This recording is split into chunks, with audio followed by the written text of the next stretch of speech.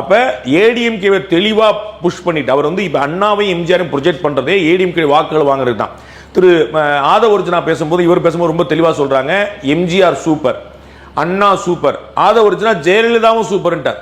சரிங்களா? அப்ப எடப்பாடி பழனிசாமி மட்டும் சரியில்லை அப்படின்னு. அப்ப என்னன்னா அதிமுக இருக்கக்கூடிய அதிருப்தி தலைவர்களை போச் பண்றதுக்கான ஒரு வாய்ப்பு. திரு எடப்பாடி பழனிசாமியுடைய தலைமையை வந்து சந்தேகப்பட்டு சரியா வருமா வராதா அப்படின்னு நினைச்சிட்டு சசிகலா அவர்களுடைய ஆதரவாளர்களாக, ஓபிஎஸ் அவருடைய ஆதரவாளர்களாக அவங்களெல்லாம் இருக்கிறதுக்கு ஒரு காரணம். அப்ப ஓபிஎஸ் அவர்களை உள்ள கொண்டு வரதுக்கு ஒரு முயற்சி. என்ன பண்றது? எனக்கு வந்து ஏடிஎம்கே ஓகே, அண்ணா சரி.